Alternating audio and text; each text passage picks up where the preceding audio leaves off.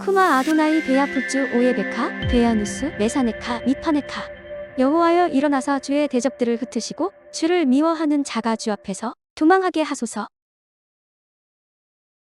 샬롬! 생각하는 성경 홀리아미입니다. 오늘의 말씀을 이해하기 위해서는 먼저 오늘의 상황부터 알아야 합니다. 오늘의 내용은 제사장의 위임식에 대한 내용인데 지금은 위임식을 하고 있는 상황이 아닙니다. 실제 제사장 위임식을 언제 하냐면 레위기 8장에서 합니다. 그럼 오늘 상황은 어떤 상황일까요? 이스라엘 백성들이 시내산에서 하나님의 십계명을 받고 난 이후 모세가 따로 시내산으로 올라가서 하나님과 독대하여 성막설 계도와 제사장의 의복과 제사장 위임식 및 여러 기타 사항들을 먼저 듣고 있는 것입니다. 다른 말로 표현하자면 하나님께서 모세에게 앞으로 해야 할 것들을 미리 예언으로 알려주고 있는 거예요. 지금 당장은 뭔가 이루어지는 상황이 아니라는 거죠. 그러면 우리는 이 상황에서 뭘 생각해 봐야 하냐면 하나님의 예언을 들었을 때 과연 모세는 그 이야기를 듣고 무슨 생각을 했을까요?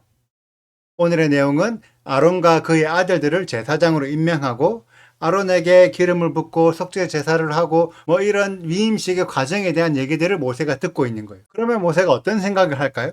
그럼 나는요. 나한테도 뭘 좀 해줘야 되는 거 아니에요? 아니, 아론이 제사장이면 나는 뭔가요? 충분히 모세가 할 수 있는 생각들이겠죠? 왜냐하면 지금까지 온갖 심부름을 누가 다 했어요? 모세가 했죠. 그러면 모세 입장에서는 모세와 자신의 아들들에게 제사장이 위임되어야 한다고 생각하지 않을까요? 모세의 마음속에는 우리가 알 수 없지만 뭔가 화가 나고 있을 수도 있어요. 기록은 안 돼 있지만 여러분들 같으면 어떨까요? 내가 일을 다 했는데 다른 사람에게 그 곡이 넘어가면 기분이 좋은가요? 그런데 사실 모세는 하나도 기분이 상하지 않았었습니다. 왜냐?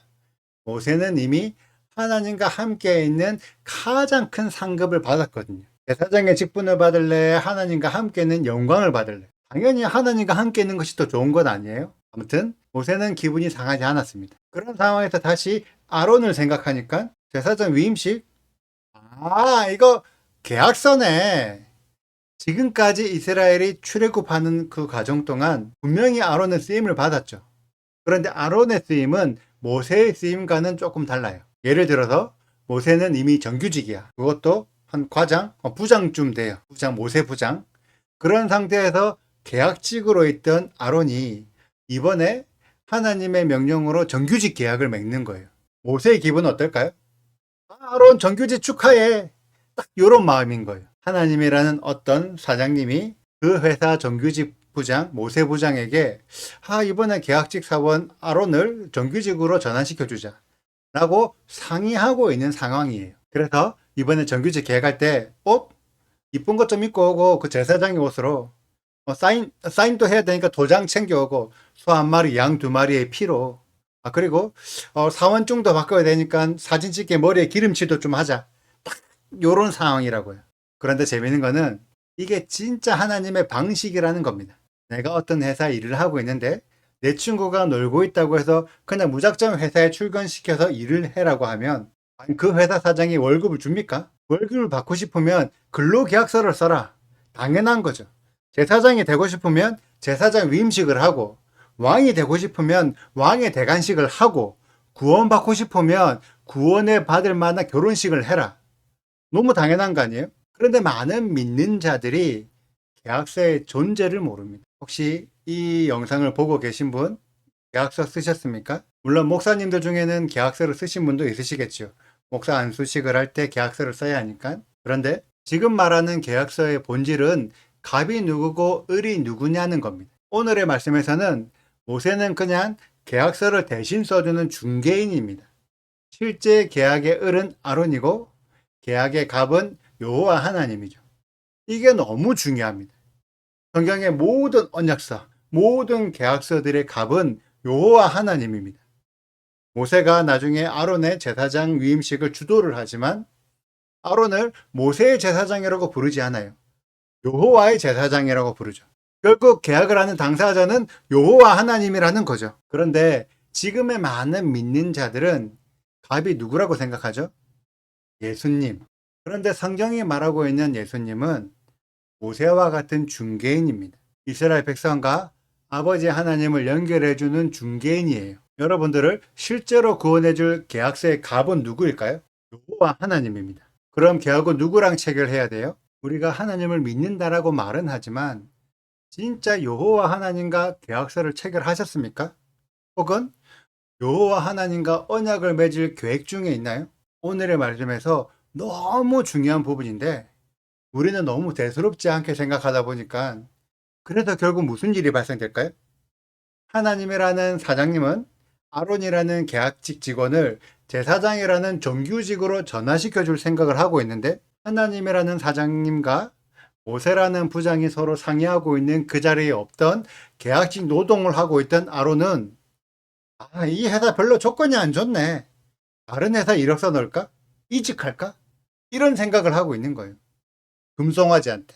지금 똑같은 상황이 전 세계 교회 안에서 이루어지고 있습니다. 계약서의 갑이 누군지 몰라요. 그리고 갑이 제시하는 계약서의 내용도 안 봅니다. 내용을 봐야죠. 내용이 얼마나 중요한데. 성경 안에서 하나님께서 어떤 계약서의 내용을 제시하고 있는지를 아는 것이 이번 주 토라 포션 떼치압의 명령하여입니다.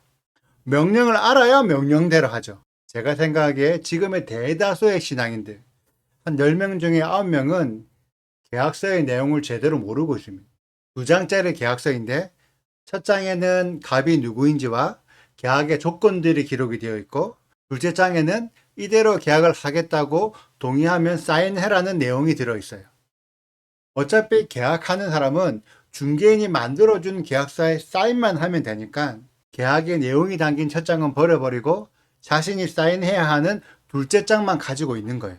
우리는 2장의 계약서 모두를 다 가지고 있어야 합니다. 그리고 그 내용들을 꼼꼼히 읽어봐야 합니다. 그래야 계약 사기를 안 당해요. 평생을 교회 헌신하고 교회 다닌다고 눈치 보면서 마음대로 놀지도 못하고 믿음으로 구원받는 데서 열심히 밤잠 줄여가며 기도하면서 믿었는데 진짜 마지막에 구원을 받느냐 마냐 판단받는 자리에서 마태복음 7장 21절에서 23절의 말씀처럼 우리가 주의 이름으로 선지자 노릇을 하며 주의 이름으로 귀신을 쫓아내며 주의 이름으로 많은 권능을 행하였는데도 구원을 결정하시는 분에게 내가 너희를 도무지 알지 못하니 불법을 행하는 자들아 내게서 떠나라 라는 소리를 들으면 안 되잖아요. 그런 소리를 안 듣기 위해서 성경을 많이 읽는 게 중요한 게 아니라 한 구절의 성경을 읽으면서 그 속에 숨겨져 있는 하나님의 마음을 아셔야 돼요. 아론은 하나님의 마음을 몰라서 금송아지를 만들었습니다. 하나님은 아론을 정규직 시켜준다고 영원한 제사장으로 만들어준다고 하고 있는데 아론은 다른 회사에 늘 이력서를 들고 다니고 있는 거예요. 금송아지 회사에 늘 이력서를 들고 다니고 있는 거라고요. 우리 이제는 그러지 맙시다. 마태복음 7장의 말씀처럼 아버지의 마음을 알아서 그 아버지가 시키는 거, 그 아버지 뜻대로 행하는 자, 그런 홀리함의 가족들이 되시기를 축복합니다. 오늘의 영상은 여기까지입니다. 오늘 말씀 읽으시고 받으신 감동이 있으시면 댓글로 남겨주세요. 오늘도 감사합니다. 샬롬! 내가 그들에게 나를 섬길 제사장 직분을 위임하여 그들을 거룩하게 할 일은 이러하니 곧 어린 수소 하나와 흠없는 순양 둘을 택하고 무교병과 기름 섞인 무교과자와 기름 바른 무교전병을 모두 고운 밀가루로 만들고 그것들을 한 광주리에 담고 그것을 광주리에 담은 채 그 송아지와 두 양과 함께 가져오라. 너는 아론과 그의 아들들을 회막문으로 데려다가 물로 씻기고 의복을 가져다가 아론에게 속옷과 에봇 받침 겉옷과 에봇을 입히고 흉패를 달고 에봇에 정교하게 짠띠를 띠게 하고 그의 머리에 관을 씌우고 그 위에 거룩한 패를 더하고 관유를 가져다가 그의 머리에 부어 바르고 그의 아들들을 데려다가 그들에게 속옷을 입히고 아론과 그의 아들들에게 띠를 띠우며 관을 씌워 그들에게 제사장의 직분을 맡겨 영원한 규례가 되게 하라. 너는 이같이 아론과 그의 아들들에게 위임하여 거룩하게 할지니라.